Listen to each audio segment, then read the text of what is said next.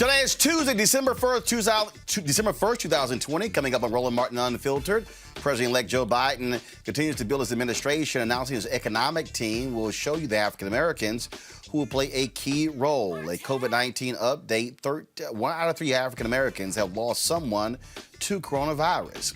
Donald Trump is headed to Georgia to help rally voters for the January runoff election. Will his presence help or hurt? We'll be focusing on, of course, helping to elect Raphael Warnock and John Ossoff. We'll also talk to the owner of the black-owned vegan restaurant at the Senator David Perdue hit Ossoff campaign on. We'll talk with the owner about that.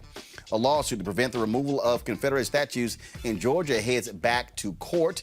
An anti-affirmative action group is trying to erase race from college admissions. We'll give you the details on that particular lawsuit as well.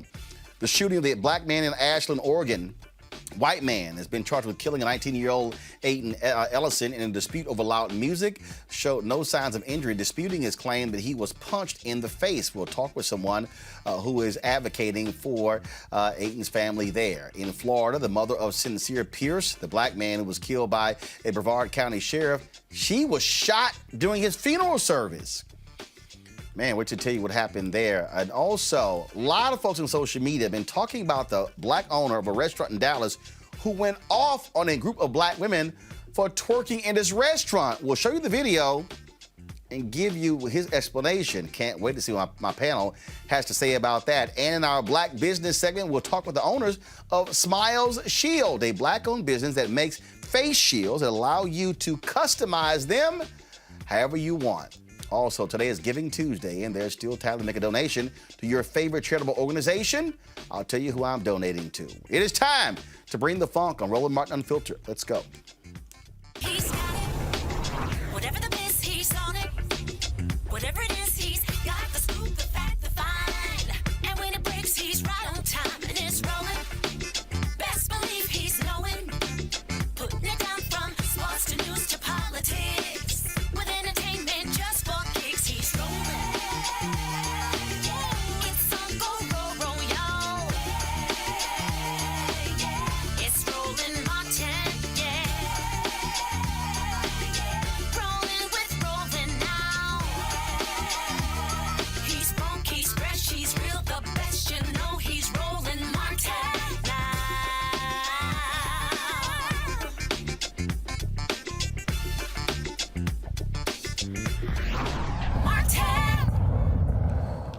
President-elect Joe Biden and his transition team announced several nominees and appointments for top economic posts in his administration. Adewale Wale Adeyemo, who will be the first black deputy treasury secretary, and Cecilia Rouse, the first woman of color to chair the Council of Economic Advisors. Both of them spoke today when they went before the media.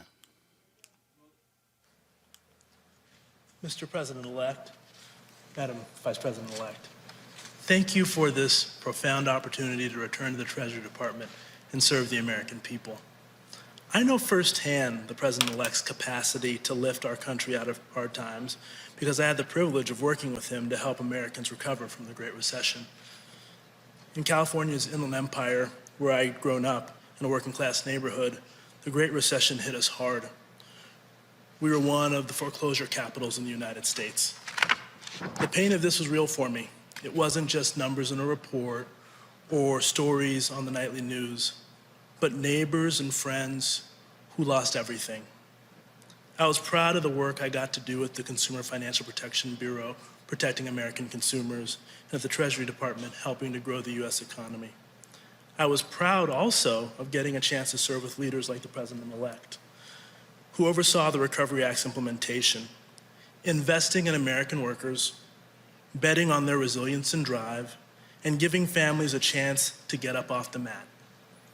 I believe that's what public service is all about at its best.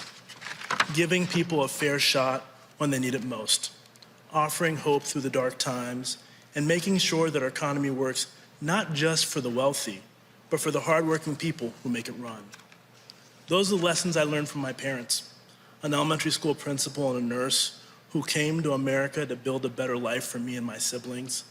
They taught us that we have a responsibility to serve our community and the country that gave us so many opportunities. But I also learned early on how much more needs to be done to ensure that everyone has a fair chance they deserve. I look forward to working with Janet Yellen to reduce inequality in this country and expand the middle class and make sure that we build an economy that works for everyone. And as we build back better, we must also remain laser focused on the Treasury Department's critical role protecting our national security. This includes using our sanctions regime to hold bad actors accountable, dismantling the financial networks of terrorist organizations and others who seek to do us harm, and ensuring our foreign investment policy protects America's national security interest. The challenges before us today are unlike anything we have ever faced. But I know that what the President-elect so often reminds us of is true. The American people can do anything when given a chance. And I'm honored to be a part of this talented team and to work with them and all the American people to build an economy that gives everyone that chance and turns our nation once again from crisis to hope. Thank you. Good afternoon, Mr. President-elect, Madam Vice President-elect. Thank you for this extraordinary opportunity to join this team. I'm humbled and honored and ready to get to work for the American people. To be perfectly honest, until recently, I did not anticipate I would return to public service. As every academic knows, when you've laid down roots at a school you love, with incredible students and colleagues you've grown with, it isn't easy to take a leave. It requires a rare combination of urgency and opportunity to pull you away. But that rare combination is precisely what our nation is facing right now. My path as an economist began in my first year of college. My mother, the school psychologist, encouraged me to take a course in economics. And it happened to coincide with what at the time was one of the worst spikes in unemployment since the Great Depression. It was impossible for me to separate what we were learning in the classroom from what I know was going on and to slip through into hardship and hopelessness. And importantly, structural inequities that have always existed in our economy are being exacerbated like never before. This is a moment of urgency and opportunity, unlike any we've faced in modern times. The urgency of ending a devastating crisis and the opportunity to build a better economy in its wake. An economy that works for everyone, brings fulfilling job opportunities, and leaves no one to fall through the cracks. I look forward to working with the President-elect and Vice President-elect and this amazing entire economic team to address that urgency and seize that opportunity and make our economic system work better for every American. Thank you. The biggest fight likely is going to be with Anira Tandon. She is who Biden named for the Office of Management and Budget. She'll be the first South Asian woman, a woman of color, to serve in that position. And man, progressives are not happy because she doesn't support Medicare for all. Conservatives can't stand her either. And you already have some Republicans who are saying they're not going to vote for her. Here's what she had to say today.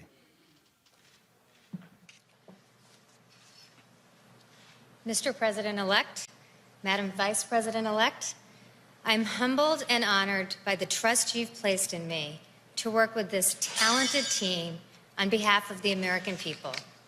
I'm especially proud to work alongside leaders who understand that budgets are not abstractions. They are a reflection of our values. They touch our lives in profound ways, and sometimes they make all the difference. Like the Vice President-elect's mother, Shamala, my mother, Maya, was born in India. Like so many millions across every generation, she came to America to pursue a better life. I was raised in a suburb of Boston, a middle-class kid.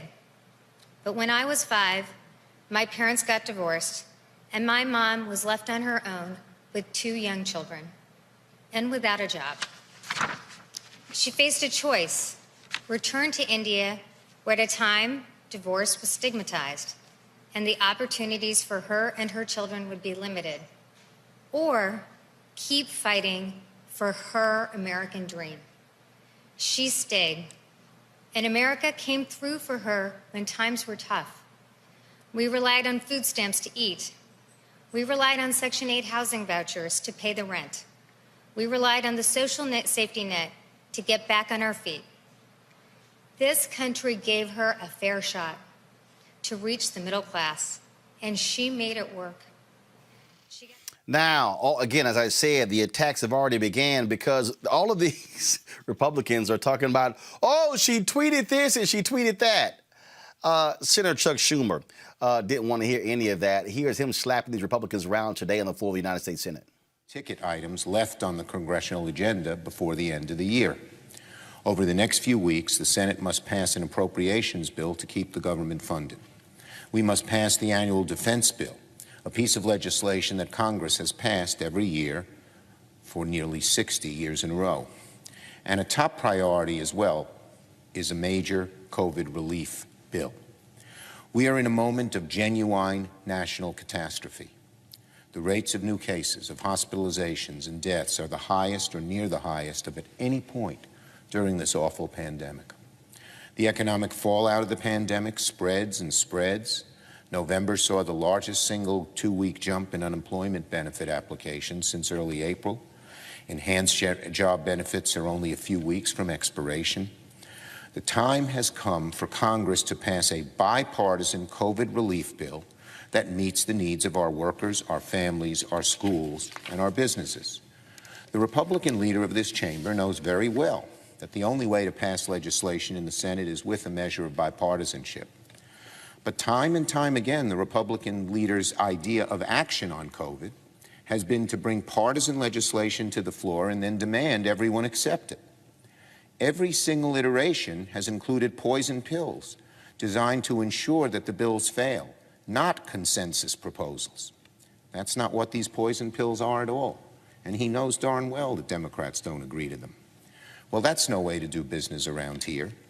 The leader's view seems to be that the only things that should be considered in the next COVID relief bill are items that Republicans approve of, even if the needs of the country go way beyond what's on their narrow list. So I would plead again to the Republican leader and to my colleagues on the other side, we need to come together.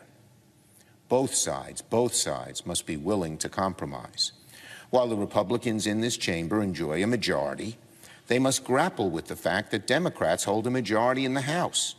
We cannot make a law without Democrats in the House and, frankly, Democrats' votes in the Senate, because there are a good number of Republicans who won't vote for any proposal. So we need a true bipartisan bill, not another round of partisan Republican proposals put forward by the leader, and then he makes take-it-or-leave-it demands, and that's it. During his speech, it was so funny. Schumer really said to Republicans, so y'all said nothing, did nothing, talking about Donald Trump's tweets, but all of a sudden now you have something to say about Neera Tanden.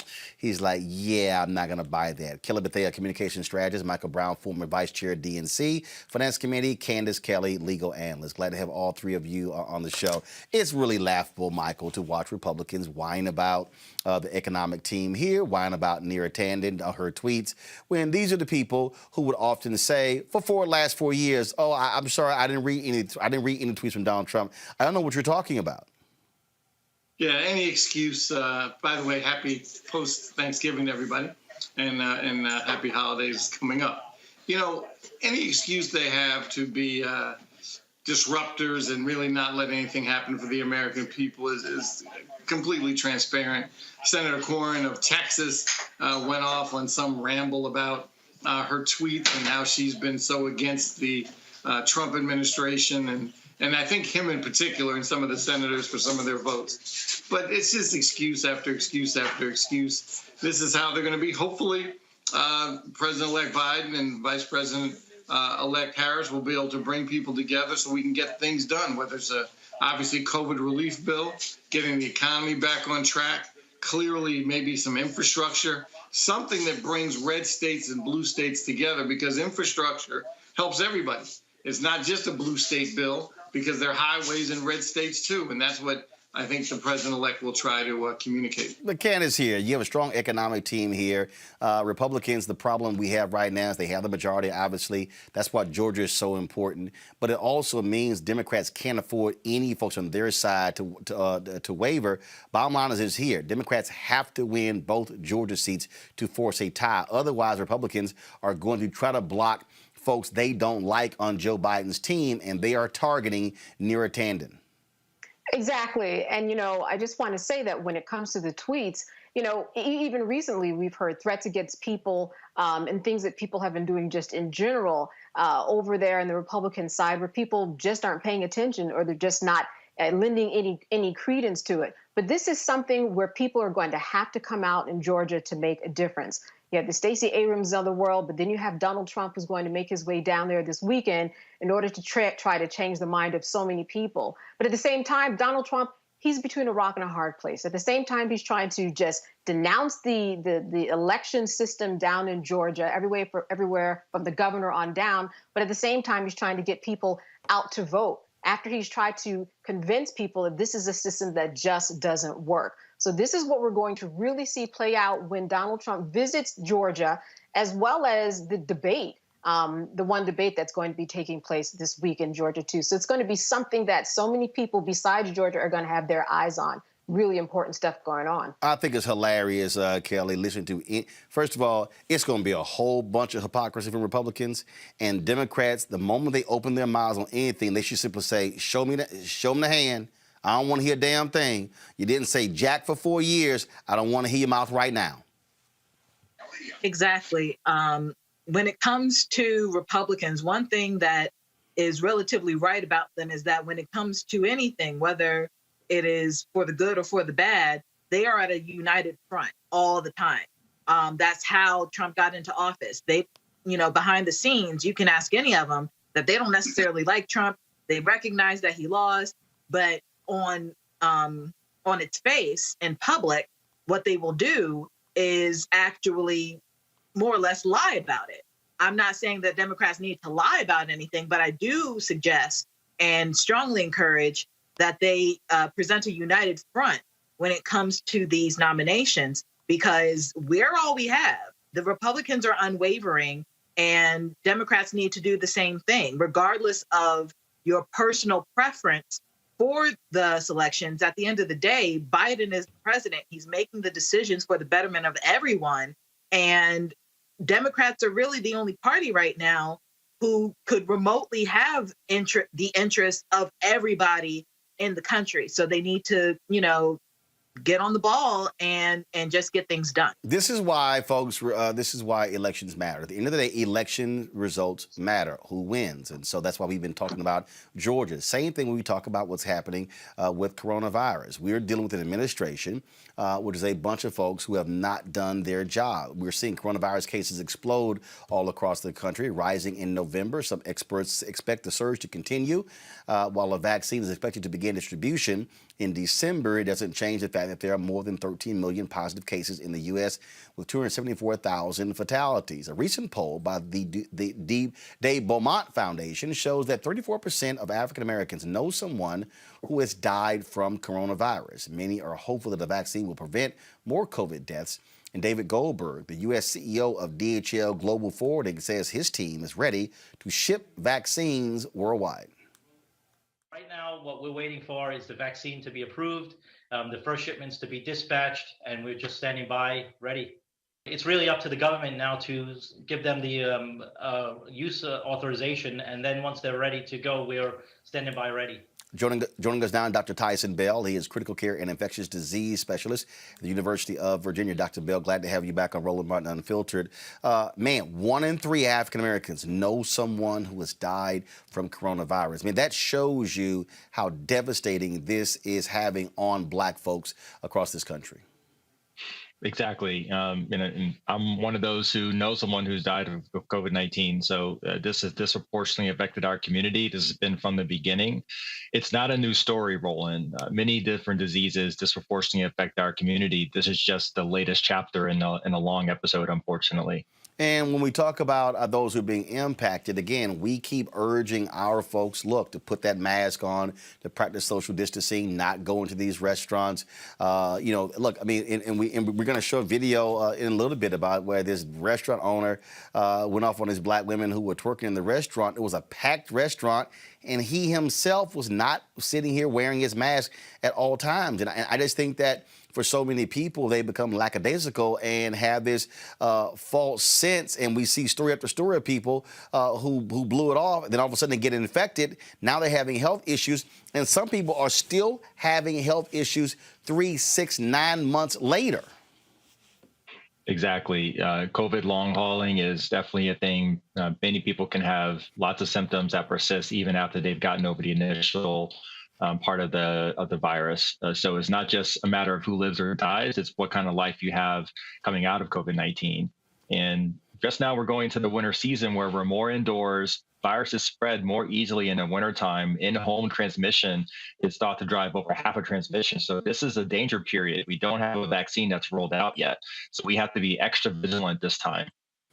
The thing that also I think is critical here is looking at the various decisions made by government officials. And I think people have to also stop getting frustrated and upset, because the reality is, and again, we've had enough experts on.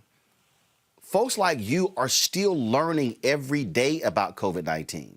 And so when people say, well, y'all told us before, don't put mask on, now you're saying put mask on and do this and do that, it's because this thing continues to evolve and change.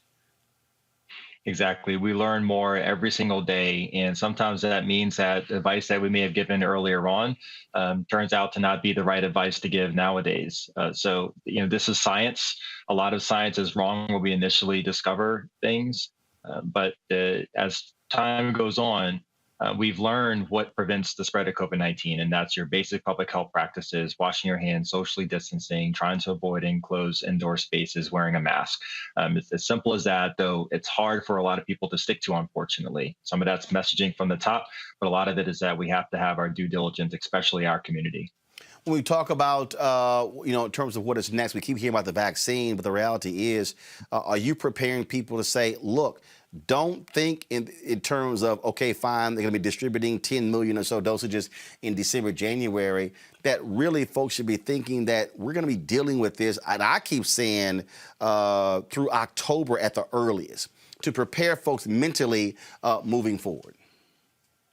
Exactly. Having a vaccine approved and even beginning to distribute is really just the first step.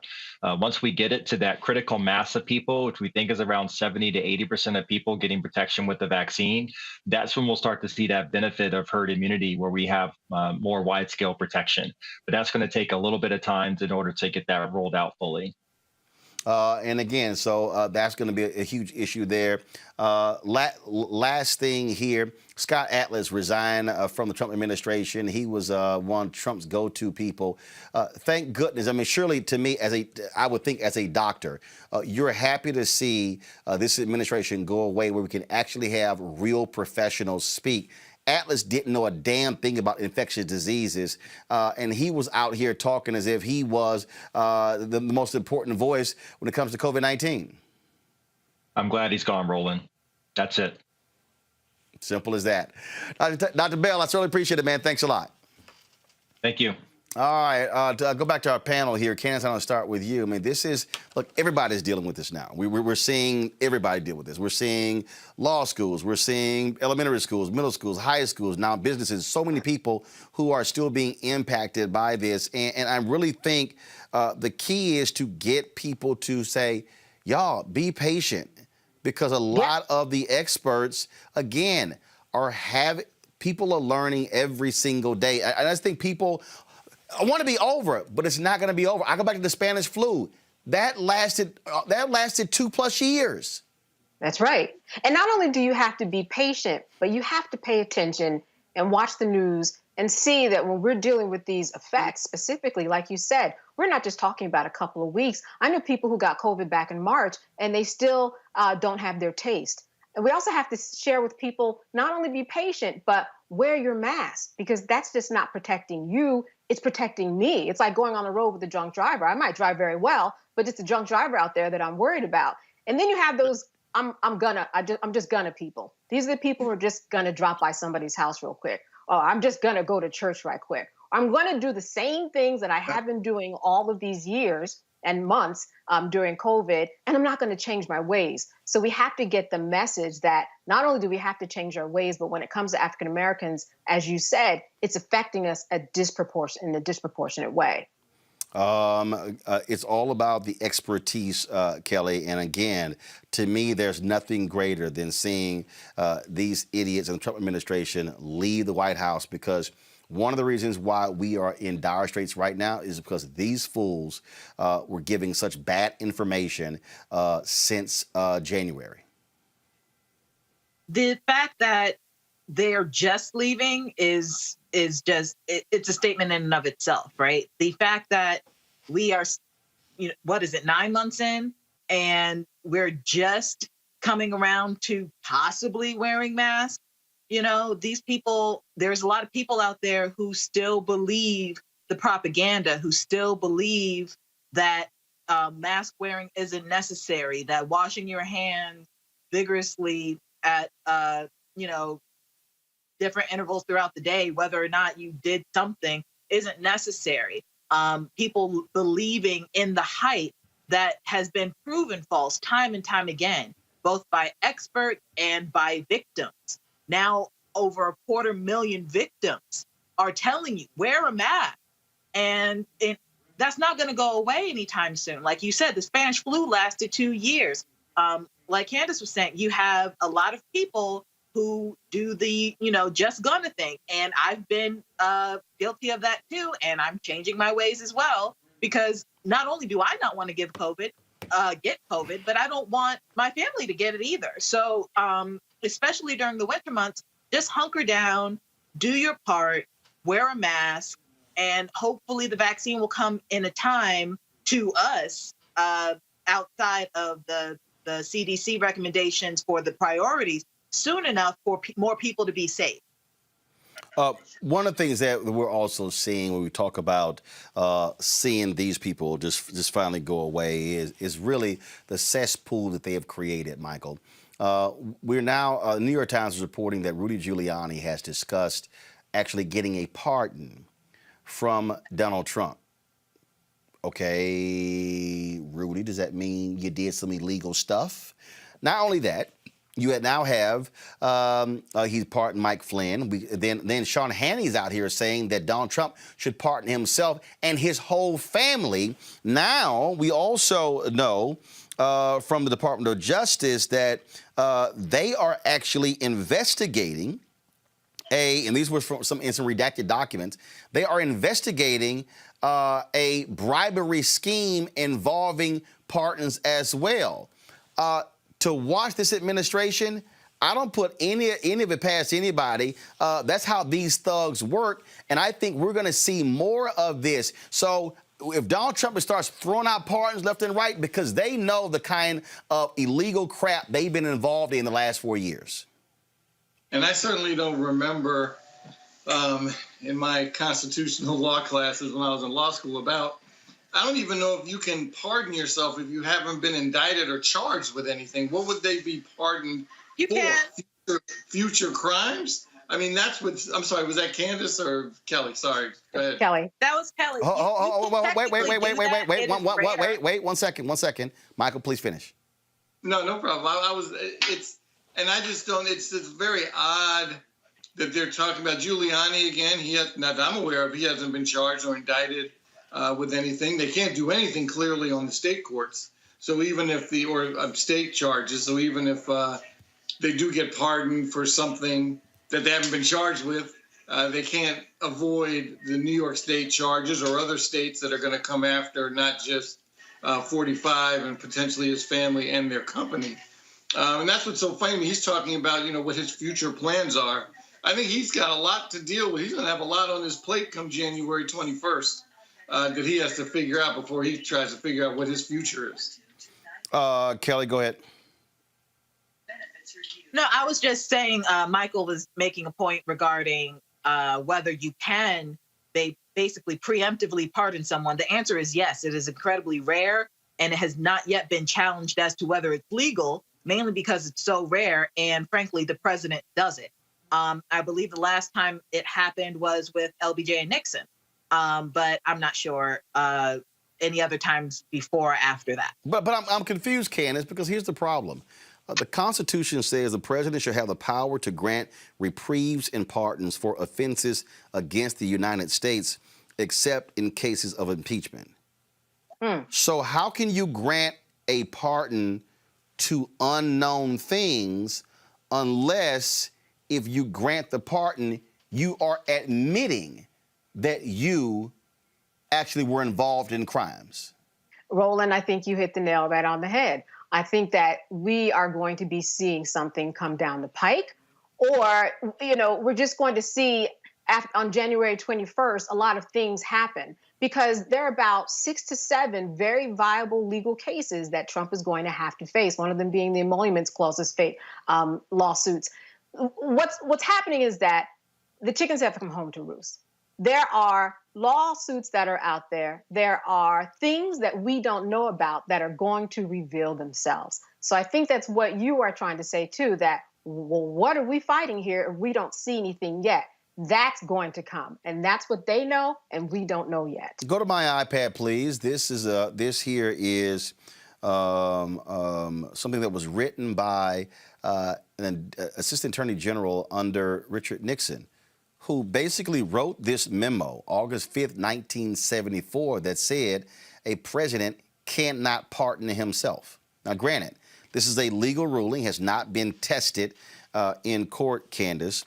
But this is just a memo from again, an official in the Justice Department, because this obviously came up when Richard Nixon. It was written by Mary C. Lawton. She was the acting assistant attorney general in the Nixon administration. So who said in 74, under the legal rule, no one can be their own judge. And essentially, you can't be the judge and also the one who did the crime. But the thing that, and also we talked about this whole idea, and I'm pulling this up right here, Candace, if you can speak to, it goes back to this 1915 case where the Supreme Court, this is a case here, is a verdict versus the United States that dealt with this whole issue of if you grant a pardon, that means that you are accepting an admission of guilt, which means that if Trump gives a pardon to Rudy Giuliani,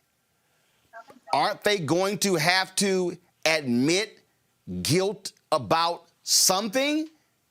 Absolutely. You can't have one without the other. If you are going to pardon somebody from something, what is that something? And that's the issue. Now, Kelly had mentioned that this was something that people could possibly do. But as we've seen with just the past 4 years, there's so many things that have been untested. And this might be one of those things where we're going to see how a potential presidential pardon actually plays out. There's just not a lot of precedent for it.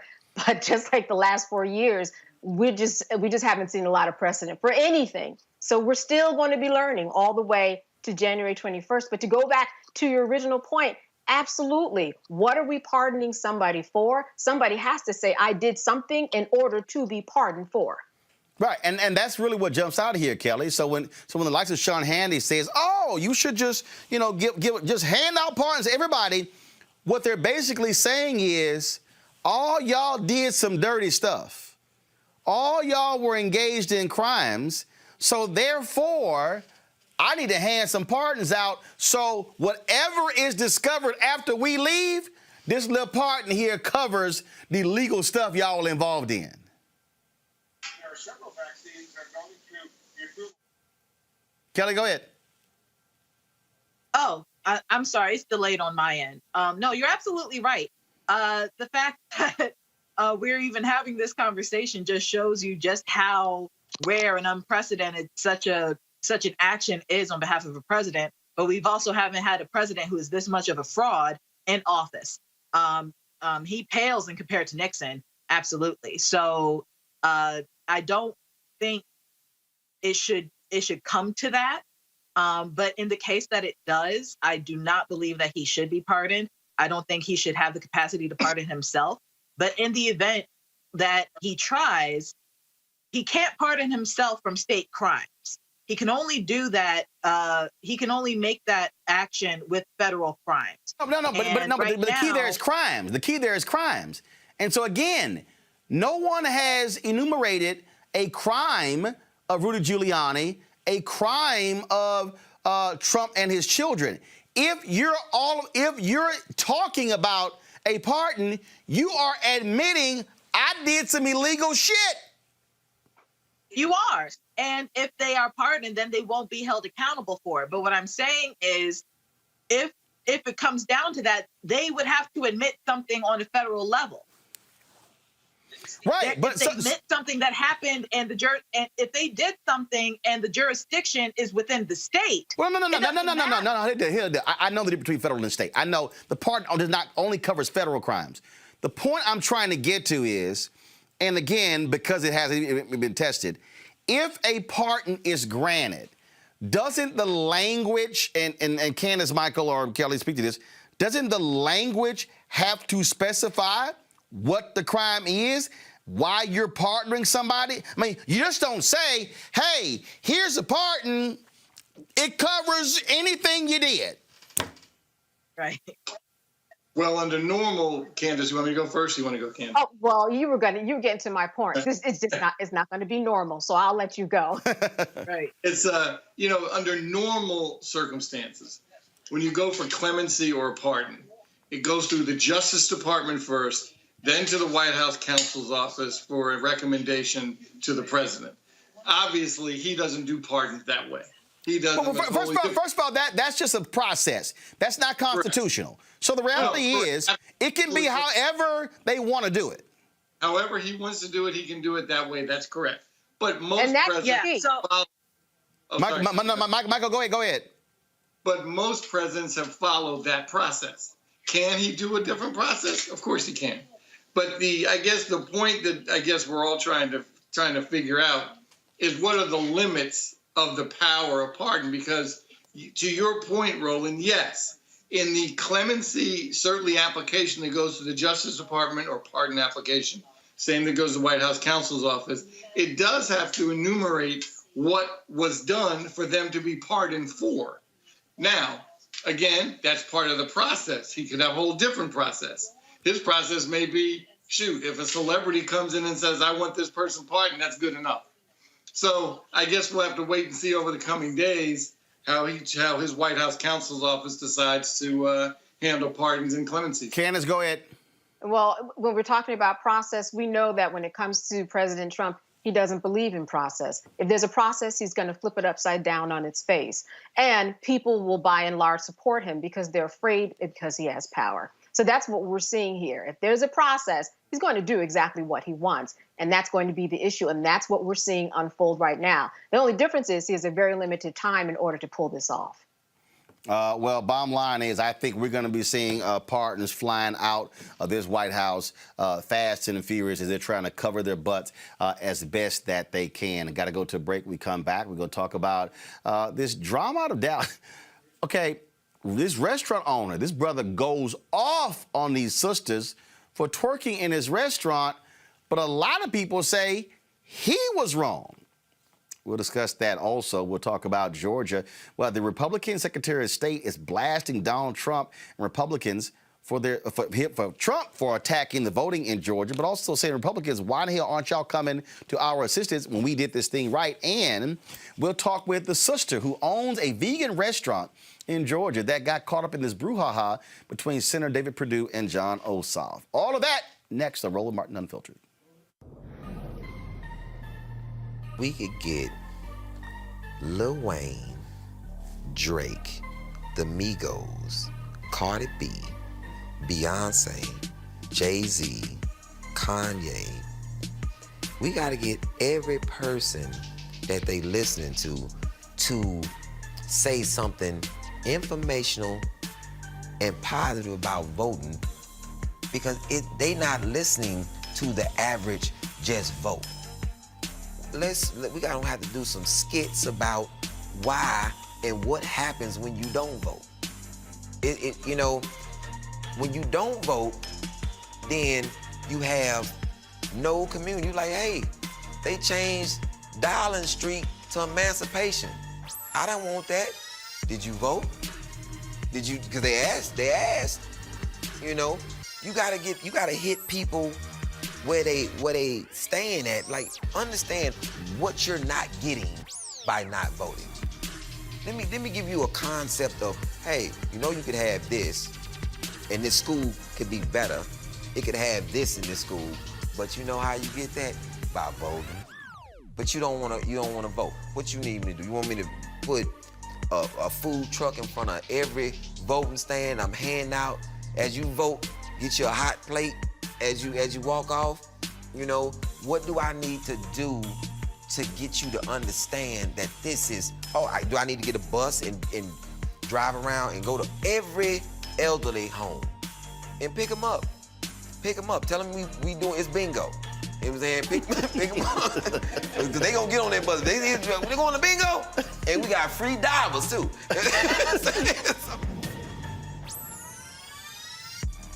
All right, y'all. The viral video that folks have been talking about for the last 48 hours, Kevin Kelly, owner of True Kitchen and Cocktails in Dallas, is shown going off on some black women for twerking in his restaurant. Y'all watch this. I invested a lot of money into buying this building, into developing this concept so black people can have somewhere nice to go to, okay? Somewhere where we can feel good about ourselves as a, come on, stop the music, please. Somewhere where our people can feel good about ourselves as a culture, okay? Yeah. No, real talk. And so all this twerking and shit, take it to Prime, take it to Pink, don't bring it here because we're a restaurant. And so beyond that, 75% of my customers are ladies. And I'm on men to show respect for themselves for how they carry themselves here. So how can I tell the men to respect themselves and you guys are twerking on glass here? If you want to do it, get the fuck out my restaurant. Because I did it for our people and I did it for our culture. So don't do it now. Don't do it again. I don't want to hear it. If you don't like it, get out because I don't need your money. I need to provide something for my people. And don't do it again. Thank you. Okay, a lot of folks have, like I say, have really been commenting on this here. But one of the things is this here. Okay, so go to my. So this is a video from Jamel Hill posted. This is from the restaurant, and so apparently prior to that, Kelly came over several times to ask the women to stop, and so you see him. Now, we don't have the audio here. They did not, you don't have the audio. This is from the restaurant. You see him talking, say, please, don't do this, blah, blah, blah, blah, blah, blah. Okay, then all of a sudden, he's going to come back.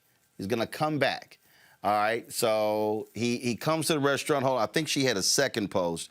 Now, we just showed you that particular post. But this was before all that took place. Now, we tried to get him on the show, but he did release a 545-word statement addressing the twerking fiasco. In the statement, he clarifies that the rant was inspired by the behavior of women sitting at 3 tables in the restaurant, one of whom was dancing up against the restaurant's glass window. This is what some of the statement reads. A customer stood on her seat, placed her hands against the glass. If we have the statement, please pull it up. Placed her hands against the glass windows and began to twerk. My immediate reaction was this woman could fall through this window and we could be the target of a lawsuit if she is injured. Now, a 545-word statement. If y'all could pull it up, please get it. And then I want to read more of that. Now, so here's the thing so I want to talk with our panel, and I'll start with you, Candace. What was very interesting here is that, and I'm gonna pull up the name of the song, the DJ, because there was a DJ in the restaurant. There's a DJ who was in the restaurant, and that particular DJ was playing a song, and the song is called, let's see here, the song is called Throw That Ass in a Circle. Okay, that's the name of the song. Okay. Throw That Ass in a Circle. Now. I know that song. Now, the owner, so again, as I break this whole thing down, so here's how this is just rolling. If you're saying to me that 75% of your customers are women, black women, and you don't want things like this here, first you might want to have a discussion with your DJ not to put on Throw That Ass in a Circle. You might not want to put on Back That Ass Up by Juvenile. You might not want to put on Twerk by Juicy J. I'm just saying this. I mean, so you might want to play certain music first. That's I want to say that. But the second thing is, do you agree with the people? There are people who are saying that this owner, his tone was wrong. But remember, we only have that video. We don't have the tone, and I think with that surveillance video, I think you can actually see it at a different tone. Clearly, he got pissed off. He had to come back a second or third time. That's right. See, we saw his last straw.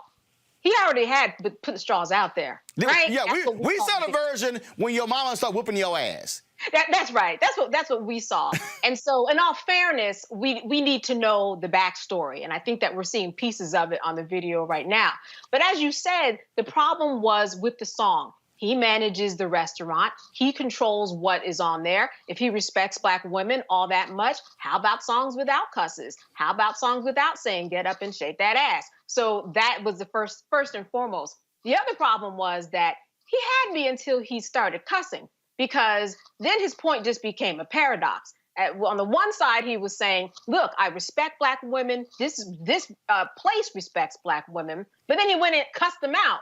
You want to take your argument to a next level. If you're ever in a conversation with a Black woman, say the F word. See where that gets you. But I think, Kelly, again, we saw that video where he cussed. That surveillance video, again, I think if you look at that video, you can go to my iPad. You can see how he's come on, y'all, go to my iPad. He put his hand together. You see how he's talking. You can take that body language there seems to be, I'm trying to be cool. I'm trying to see. You see him putting the hands together 3 times in a prayer stance, and you see how I think we can't hear it. But I think with the body language, that's please, blah, blah, blah. Can y'all not do this here? Please. After that, I got to come back. Now y'all done pissed me off. That's clearly, I think, what happened here. I think so, too. But there's a couple layers to this. So one, it's a restaurant. If you were at any other restaurant, be it a TGI Fridays or a 5-star Michelin, establishment, there's a certain way that you need to carry yourself in a restaurant. Standing up in a booth to twerk is not one of those pieces of behavior in which you need to act. So I understand his frustration and his anger towards that. However, when he starts talking about, when he said something along the lines of, how can I ask men to respect you if you don't respect yourself? I take issue with that, because my behavior should not be like a man's behavior towards me should not be incumbent necessarily upon what I'm doing. It should just be respect, period. It felt a little bit victim blamey, if that makes any sense. So if you take that notion and you apply it towards any type of abuse or any type of a harassment, and the rationale being, oh, she was wearing a short skirt or she was doing something that I don't like. Well, that had nothing to do with how you treat her. That's on you. But here's what he said. But here was the statement here. This is the statement. He said, so this is the statement he posted on Instagram. Go to my iPad. He said, while I would like to apologize to the patrons who I offended by my poor choice of wording, I think this full story and a bit of video may help you understanding of the final straw with guests addressed and asked to leave. When the first incident occurred, the guests were politely asked to stop and have respect for themselves and other customers. The guests at issue were at 3 tables. As this video shows, you will see guests spoken to politely and literally begged to stop standing on our furniture and twerking. There are other videos that show much more of the behavior in the following videos, but we do not want to embarrass the guests sitting at those tables. Later, as another video shows, a customer stood on her seat, placed her hands against the glass windows and began to twerk. My immediate reaction was this woman could fall through this window and we could be the target of a lawsuit if she is injured. My second reaction was enough is enough. After already addressing this behavior twice, these customers no longer deserve the courtesy of kindness I expressed in the earlier encounters, as it was met with disrespect and intentionally ignored. This is why they were told to leave. We hope these additional videos will give you a bit more insight into what led to the guests being admonished, but we understand we cannot please everyone. As usual, 97% of our guests yesterday were fantastic. This is an indictment on the very few who don't respect our restaurant. However, we reserve the right to address guests who we believe fall below the standards of the concept created. True Kitchen and Cocktails is a concept created with many months of planning and much more to ensure it is a concept Dallas will love. To date, our plan has worked well, and we are thankful for our guests. Now, that is part one of his particular statement here. And then he had a part two. Let me just see here.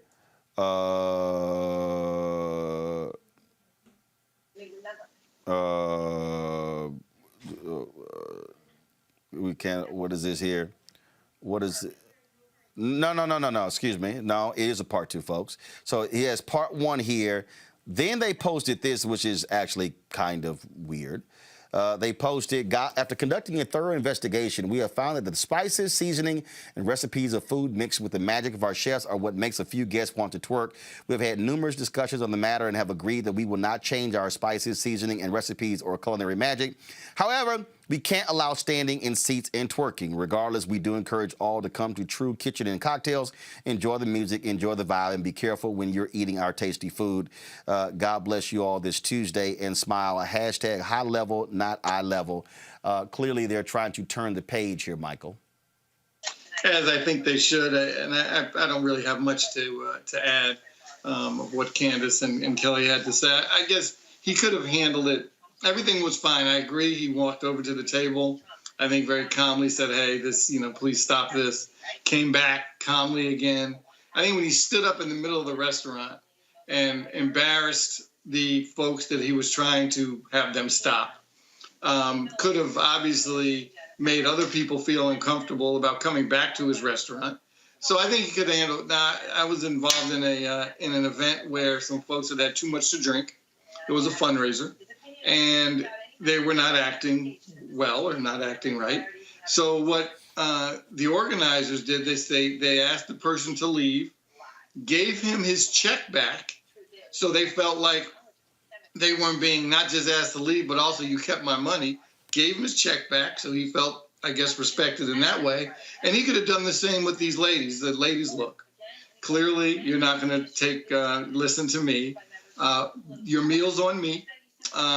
Whatever you haven't done so far or finished so far, we'll put it in a takeout thing and you can take it with you, but you're going to have to leave. So I want without embarrassing the whole restaurant. But I want to do this here. Michael. So go to my iPad. This is the first video. They posted all three. Now watch this, y'all. This is a 33-second video. All right, this is the first one. You see how he's explaining. Nice and calm. Nice and calm. All right, this is the first video. Okay. So, blah, blah, blah, blah, here you go. And then he said there were 3 tables. So you see him, very calmly, okay? So, now mind you, all right? So he's going to walk away. I'm gonna flip it. So, here we go, okay? So he walks away. Here you go. Now, this is the second video. This is the video where apparently the woman is twerking at the table and her butt is on the glass. And you see him, you're gonna see him come out. First of all, you got that one. Then here it is right here. This is when he comes out like, now damn, look, now y'all done pissed me off. Okay, you're gonna see him reach his hand out. I need you to step down. I need you to step your little twerking behind down. Then you see him motion, and then you see him motion to everybody else in the restaurant. So now you see all 3 videos. I think right there, Candace, Kelly, and Michael, the third time, my man had gotten pissed off. Now, look, I had to walk over here twice before. Now y'all done pissed me off, and I think he was clearly triggered. Yes. He was. And you know, in the time of COVID, he even said, I don't even need your money, right? So we know that he was upset. And as a restaurant owner, he's right, because when it comes to liability, let that glass break on 3 people and 3 people are bleeding. How long do you think it will take for that to go up online? And then his restaurant will be closed. So I understand his issue. He may have had a wrong approach. And I think that, you know, he came back around full circle to make a little light of it and you know, make it not as heavy. And I think he'll be fine. But I do understand where he's coming from. He would have been the one, and is the one right now, to take all of this because of what somebody else did. And But this he and this is the video right here of the woman twerking. Like, y'all, this is the restaurant. And then he walks over. It was a mess. Yeah, and you see he walks over and he's like, yeah, you got to get the hell down. And phones and so Kelly, go ahead. No, frankly, as soon as that happened, I would have escorted them out of the restaurant. No, that's what's over. Here's what happened. So here's what happened. When she was on the wall, so you see right here, this is her on the wall right here, dancing. Right. You're gonna see him stick his hand out. That's when with the other video, when he went off, he stuck his hand out. You see it right here. So this is another video apparently that, oh, here's a better shot of the folk. This is right here. This is them in the restaurant. People wouldn't even do that in McDonald's. So, apparently, hold on. Now, this is more the this is see. So now we seeing more the now see. Okay, so now we trying to turn the whole joint up into a right. I think that might be that's it. So there you go, Kelly. Go ahead. No, again, I think I might now understand why my man was cussing. Absolutely. No, for sure. Like her behavior was inappropriate for purposes of that venue. I get that. My issue was his approach in dealing with it. The minute that she started doing something that was not in line with his standards of the restaurant, that should have been the minute that he escorted them out of the restaurant. No, but Kelly, he gave him a shot. Address the entire Kelly, he gave him 3 shots. He gave him 3 shots now. Hold up. No, he did. He actually handled it. What you're saying, I wouldn't have given them 3 shots. That's what I. Well, but hold on. But the fact that he even did that, he was trying to be respectful. He was like, "Look, can y'all not do this here?" He come back, "Please, can you not do this?" 3rd time, okay, no, hell no. Y'all done pissed me off. I get that, but again, like Candace was saying earlier about liability, the minute that I see somebody doing something that could possibly be a liability in my place of work that I own, that I am responsible for, I'm not going to have them continuously be in my restaurant be a liability. But the liability only happened when she put her butt up against the glass window. The 2 previous times he went over, they were just twerking. That's right, the liability came. He went off when she put her butt up against the glass. That's when he was like, now look, damn it, I done walked over here twice before, and now your butt up against the glass. No, your ass has got to go. So for the people out there, here's the deal. For the people out there who are mad at him saying you shouldn't use that language, let me just be real clear. When you're an owner and you've been nice twice already, now we done crossed the line, now I got to get ignorant. Now, here's the deal. If you as the customer don't get ignorant, I ain't got to get ignorant. So it's always interesting. It's sort of like in the NFL when they penalize the person who they saw throw the second punch, but ignore the person who threw the first punch. Well, hell, you don't throw the first punch, ain't no second punch. Roland, how long do you think it's going to take for them to put some twerk chicken on the menu? Why? But matter of fact, somebody in the chat said, oh my God, where in the hell is it? Where in the hell is it? They said, come get this twerk chicken with this jerk chicken. What did somebody say? I was like, but look, hey, look, you got to make lemonade out of lemons, so somebody might as well do it. So we'll see what happens next. All right, y'all, got to go to a break. When we come back, we're going to talk about the shooting out of Oregon. Black man gunned down because the white man said, turn your music down. Sounds real familiar to the Jordan Davis story, which took place 8 years ago. That's coming up next on Roland Martin Unfiltered. this generation, which gets so much inspiration from entertainment. You know, this generation is influenced. I mean, every generation has their influence. But I would argue, by and large, when you talk about Harry Belafonte, or you talk about, you know, how it was, you know, in the 60s, 70s, and even 80s, there was, you know, you had the entertainers, you had the church, you had the activists. In our day and time, you know, the church is somewhat losing its influence. Entertainment influence is growing. The activists are losing their influence. So where do most, you know, this younger generation go? They go to entertainment. You know, and so the influencers' entertainment can actually move the needle. And when you see people become active, I love how this younger group of people are saying, wait a minute, we don't like what just happened with Kavanaugh. We're going to do something about it. We don't like the fact that there's no gun control. We're going to do something about it. And I do think that as tragic as these events are, they are becoming more galvanizing to get this younger group of voters, which is so influential, to get out and do what we know they can do, which is to help move the needle in a massive way. All right, folks. This story out of Oregon is really sad. Where 47-year-old Richard Keegan pleaded not guilty to killing 19-year-old Aiden Ellison. He is now claiming he says he killed him in self-defense. And this took place on November 23rd around 4 a.m. Keegan and Ellison were both staying at the Stratford Inn when Keegan confronted the teen for playing his music too loud in the hotel's parking lot. At some point, Keegan then opened fire and shot Ellison in the chest, killing him on the scene. Keegan says the teen punched him in the face during the early morning confrontation. However, an autopsy doesn't show that Keegan first of all, that an examination of Keegan doesn't show that he sustained any injuries, and the autopsy of Ellison does not show any defensive wounds or anything on his body. The 47-year-old has been charged with first-degree manslaughter, second-degree murder, unlawful possession of a weapon, and reckless endangerment. Joining me now to talk about this is Precious Edmonds. She's director of the Southern Oregon Black Leaders, Activists, and Community Coalition. Glad to have you on the show here, Precious. So this is very similar to the Jordan Davis story, where he was shot and killed in a gas station parking lot by a white man who is now in prison, who tried to claim stand your ground as well. Any other details about this case that our folks need to be aware of? Yes, Roland. Well, one, that this is ultimately an act of white supremacy, right? His murder is a result of white supremacy and racism in action. And we are very clear on that. And the way that white supremacy culture is expressed, it's an expression of power over others based on ideas and values and practices that have been prescribed by white people, policies, and politics. And white supremacy culture is paternalistic in nature and feeds on untrue stereotypes and assumes that Black people aren't capable of having valid thoughts and ideas or values.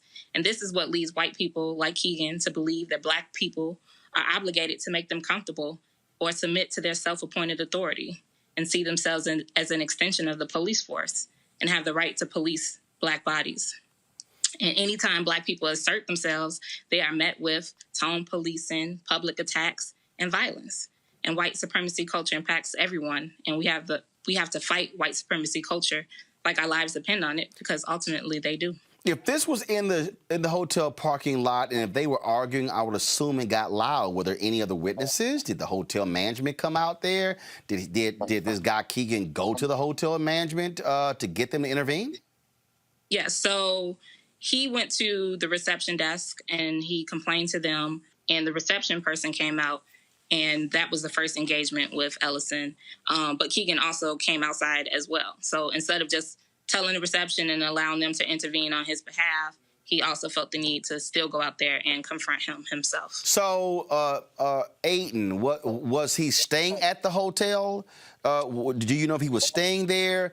And was his music blasting? Was he just sitting in the car? Do we know anything about what he was doing that led to this particular moment? There has been very little details in regards to what Aiden was doing. He was in his car. He was listening to music.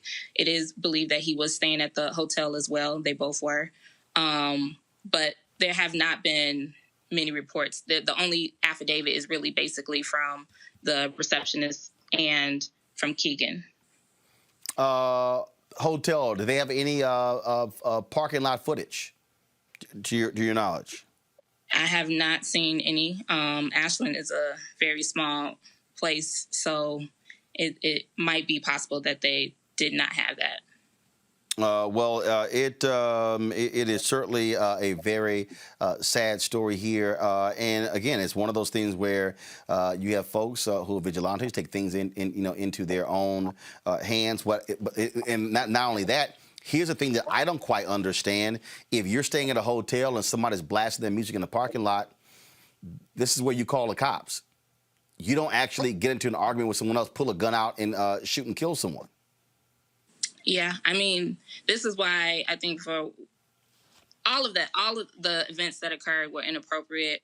But it's also goes back to the fact that sometimes white people feel like they see themselves as an extension of the police. So there was no need for them to call the police because they can take care of it. They're in authority just like the police. And so we really need to push back and address that part of white supremacy culture that is pervasive in all areas and affecting Black lives everywhere. And to your particular point, the police chief, Tig O'Meara, this is from the New York Times story here. Go to my iPad.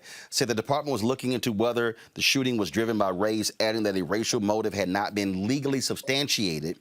O'Meara did say, quote, "It has been reported in some local media sources that I said this murder was, quote, because of something. The only thing that caused this murder was suspects' actions 100%. This did not happen because of loud music. It happened because the suspect chose to bring a gun with him and chose to use it. 100% on him, not the poor young man that was murdered." He also called the shooting utterly senseless. Drop the lower third, please. He said, quote, "Didn't need to happen. People getting violent with each other for such stupid reasons." Your final comment on what Precious and what the chief had to say. We definitely appreciate the reframing of that narrative. But when the case first happened and he was giving his press statements, he was indicating that it was about loud music and him being shot because of that reason. And so we do appreciate the walking back of that narrative because that narrative is false and very much victim blaming, which is unacceptable. All right, then. Well, we certainly appreciate it. We're going to keep covering this story, Precious. And if y'all hear any other information, please let us know. Will do. All right, Precious Edmonds out of Oregon. We certainly appreciate it. Thanks a lot. Also, an update, folks, on the story that we've been covering about this young man. Of course, remember he was one of the two killed. His name was Sincere Pierce. He was killed along with A.J. Crooms by a police officer who stopped their car, a Brevard County deputy. Took place on November 13th. Well, Sincere's family was raising the money to bury him. But Sunday, at the funeral, Sincere's mom was shot in the leg because one of the other folks who was attending the funeral, a 16-year-old kid, had a gun and it accidentally discharged at the funeral site. Broke out, people began to flee. And again, the mother was shot in the leg, and they said it was accidental discharge by gun carrier by a 16-year-old. At this time, first of all, she is recovering. I talked to attorney Natalie Jackson. She's indeed recovering. But again, man, just absolutely crazy, sad case that happened at that particular funeral. All right, folks. Let's talk about what's happening in Georgia. Lots of craziness in that particular race when it comes to Purdue. First of all, Senator David Perdue, of course, Senator Kelly Loeffler, and challengers John Ossoff and Raphael Warnock. A lot of different ads flying left and right. We showed you this yesterday. So Warnock is running a very different campaign, trying to be far more positive and uplifting than his opponent, Kelly Loeffler. Here is the latest ad by the Warnock campaign.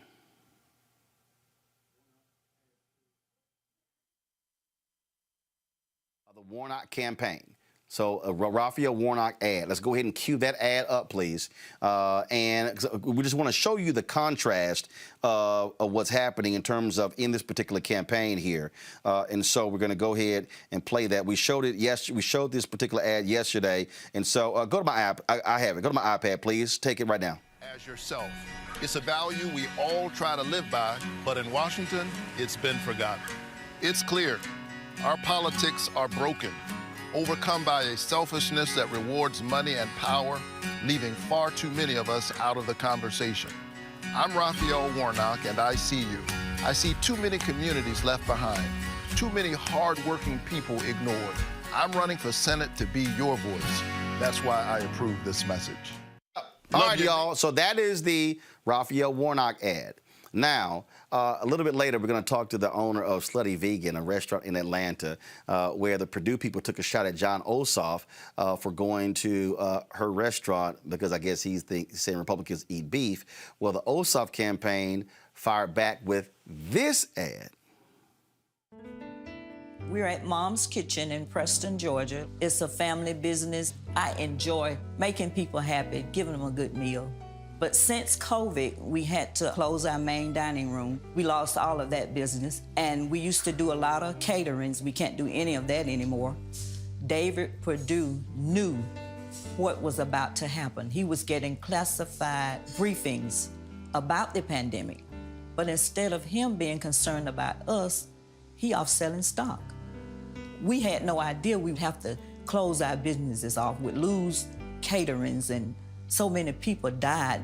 And then when we needed help the most, he fought against the stimulus checks and to cut unemployment insurance. Purdue needs to come out and Ossoff in. Early voting starts December 14th. You got to make a plan to vote. I'm Jon Ossoff, and I approve this message. Now, again, very, straightforward, uplifting, but it's outside groups that are being slaying Loeffler and Perdue with some hard-hitting ads. Watch this.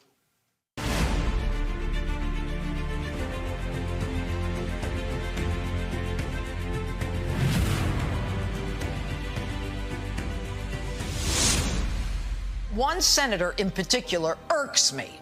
A Senator Kelly Loeffler, not elected, but appointed just a couple months ago.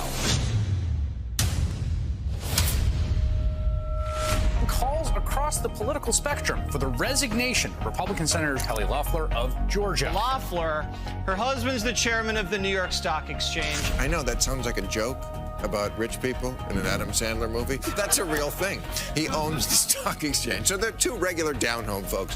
One of the first things they did after they found out just how bad the coronavirus would be during closed-door Senate briefings was sell a huge amount of stock. You sold over $1 million in stocks in your own personal portfolio before the market went down. They were making a bunch of moves in the stock market to make sure their portfolios were protected instead of making sure you were protected. New congressional disclosures show that Loeffler sold far more stock than we initially knew. $18.7 million in stock trades. While there are those who would dismiss it and say, well, she's worth so much more, I've never met a wealthy person who didn't want more money. Not only did she sell stuff, but then she bought stuff, and one of the items she bought was to help people who have to work at home, software. There's a reason Kelly Loeffler's spending 25 plus or $30 million in this, because she don't want people to know about her past.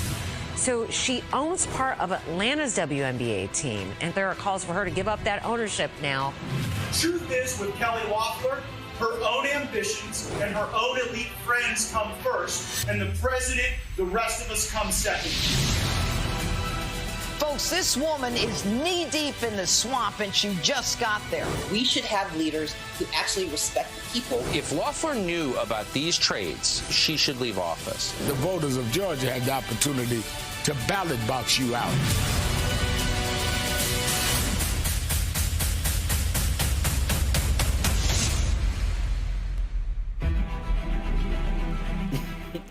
Hashtag nobody likes Kelly. Now, that Fox News portion you saw, so Fox News and the Loeffler campaign, they're actually trying to sue the Midas Touch folks to keep them from running that ad, and they're going, y'all ought to see the letter the Midas lawyers hit them with.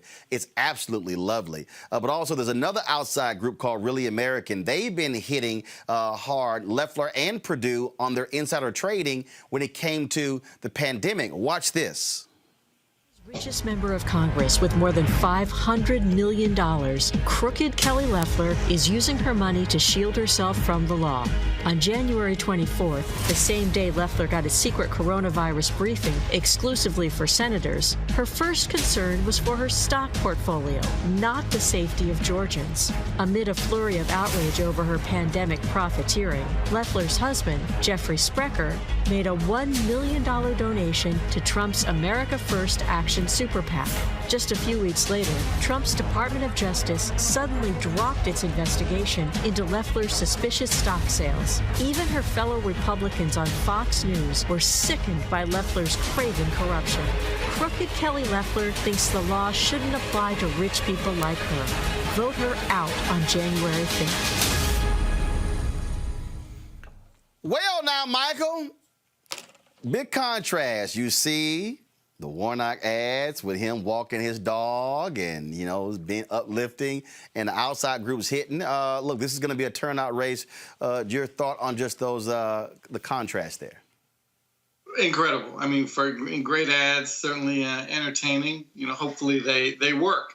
But right now they're spending somewhere in the neighborhood of $500 million on these campaigns. Obviously, everyone knows how important they are. The future of the, at least the certainly current future of the United States Senate control has to do on January 5th when these special elections take place. Those ads are fabulous. You know, how are you not going to like them? I mean, but when you have the kind of resources that all four campaigns have, you're going to see these kind of quality of ads, whether, you know, obviously you're going to like the ones where you like the particular candidate and not like the other one. But the one with the restaurant, with the African-American woman, that's a powerful commercial. When you have a regular old person saying, hey, what about me? I'm having to lay off people, but you're worrying about your portfolio. Commercials are excellent. Candace, the thing here, when you look at this particular race, it's going to be all turnout. But I think it's also very wise if you are Warnock and Ossoff to keep hammering Perdue and Loeffler on how they made money here. In fact, for Perdue, he's got even greater problems. How he joined one committee, had some defense stock, sold the stock tanked. He makes a bunch of money, goes back and buys the stock at a lower rate. Stock explodes. He made money twice. Yeah. What people want is someone who they can identify with. So when we're looking at Loeffler, we're looking at Perdue, we are looking at people who seem to be out of touch. And if you're in the Warnock camp, you're happy that somebody else is doing the other work, the dirty work for you, so to speak, so that they can have that message where they have. I mean, Jeanine Pirro, you have Jeanine Pirro against you. It's almost a lost cause. In addition, look at Loeffler in one of her recent ads where she talked about having to actually wait for a paycheck. She just seems out of touch. So, yes, what you said is correct, and I agree in that we got to talk about the money. These camps, if they want to have a plan that wins, it's the people that are going to come out. And if they see themselves in the people that they're voting for, then they're more likely to come out. These people don't see people in, Loeffler. They see someone who has stocks. Most people don't even have stocks or know about the stock exchange. So when it comes to identifying someone and saying, hey, I can relate to them and I am them, it is not the Republican Party. A lot of Republicans out there, Kelly, are saying that, Trump, he may not campaign. First of all, he announced he's going to go to Georgia to campaign. One of the things that also he keeps saying fraud. Republicans are scared to death that this is going to actually keep Republicans from voting, saying, that it was fraudulent in the general. I'm not going to vote in the runoff. This same group, Really American, look at these billboards they're putting up all across Georgia. Go to my iPad, please. Y'all, this one here. Georgia Republicans didn't fight for Trump. The next one. They didn't fight for Trump. Don't fight for them. The next one. They didn't fight for Trump. Why fight for them?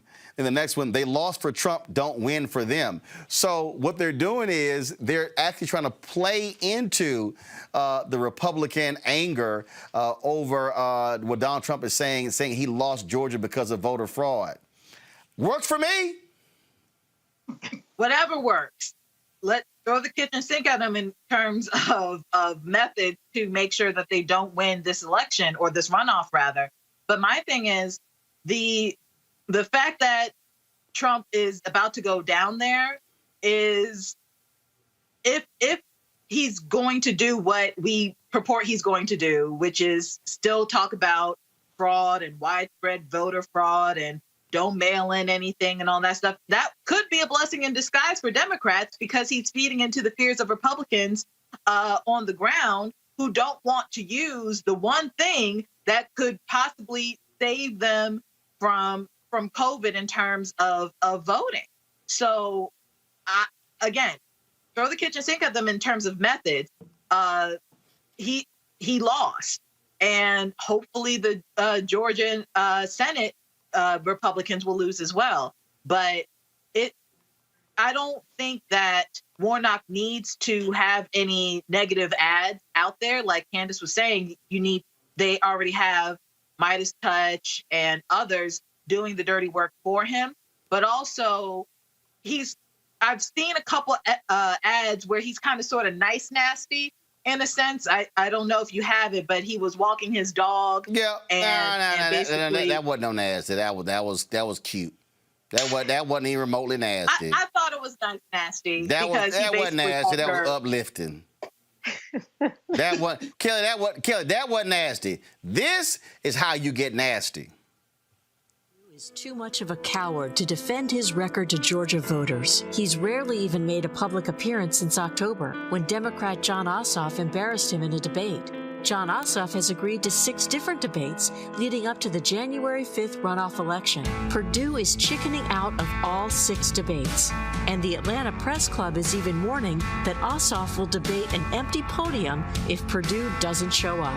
What's David Perdue so afraid of? Is he trying to avoid being asked about wanting to take away your health care in the middle of a pandemic? Does he not want to talk about his suspicious stock trades after a classified Senate briefing about COVID?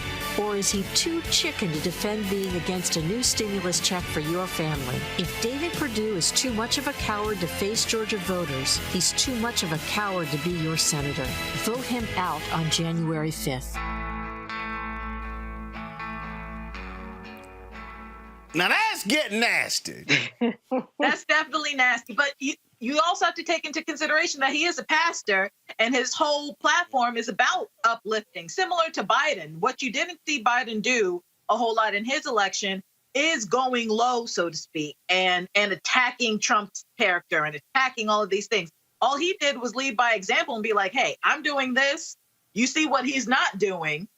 So you make the determination for yourself. And I feel like Warnock is doing the same thing. It could work in his favor. For everybody at home, this is the ad Kelly called nasty. I told them the smear ads were coming, and that's exactly what happened. You would think that Kelly Loeffler might have something good to say about herself if she really wants to represent Georgia. Instead, she's trying to scare people by taking things I've said out of context from over 25 years of being a pastor. But I think Georgians will see her ads for what they are. Don't you? I'm Raphael Warnock, and we approve this message. Candace, you can't be rubbing the head of a dog at the end of the commercial, and that's nasty. I don't know what the hell Kelly talking about. Candace, go ahead. The nasty was when he threw something in the garbage. Now let's be real. He threw the poop. He threw the bag of poop in. Y'all, that what? For him, it was though, because he doesn't do that. That's my point. He is so much of a moral ground that him doing something like that is shady. It is nasty. Okay. Candace, go ahead. Candace, go ahead. He's a man of more than his words, and we saw his actions. And so his actions, quiet as they were, they said volumes. Michael, final word on this. As much as I usually agree with Kelly's analysis, I have to disagree on this one. I think person was just fine. It made its point. He is a pastor. Clearly seems to be a nice guy. Clearly would be a better United States senator. Hopefully, now our problem, when I say I'm talking people of color, usually do not come out for runoff and special elections. That's our challenge. Obviously, for presidential elections, off the charts, relatively speaking. For January 5th, The challenge is going to be getting people out.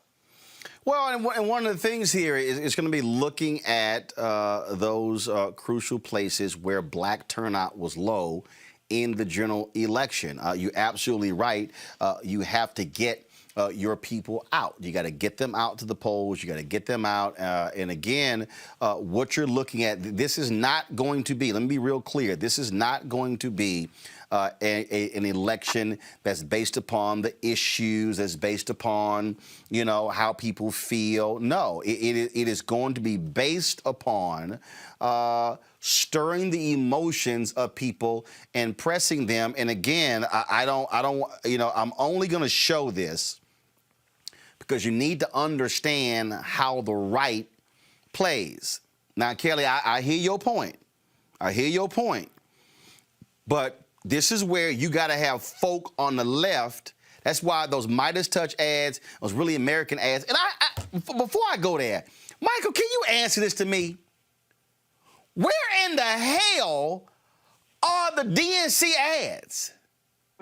You said it's interesting, and you always can you show me? I mean, I'm gonna play this one. I'm gonna play because I'm just trying to understand.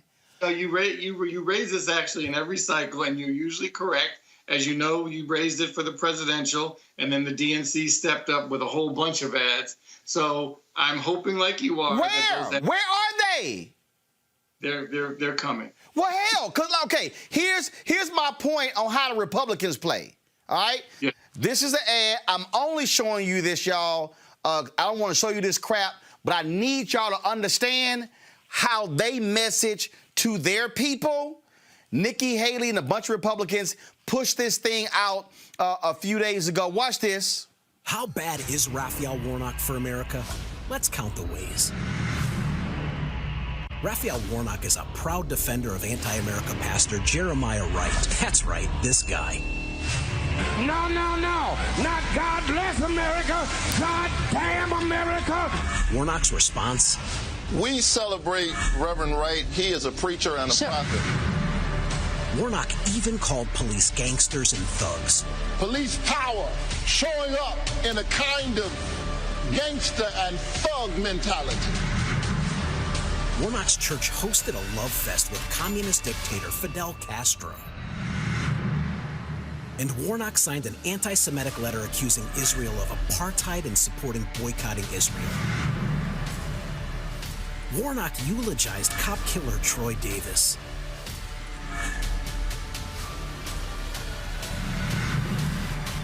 Warnock supports socialized medicine that would end private insurance and put government in charge of health care decisions. And Raphael Warnock supports trillions in new tax increases, even on working families. So how bad is Raphael Warnock for America? Let's review.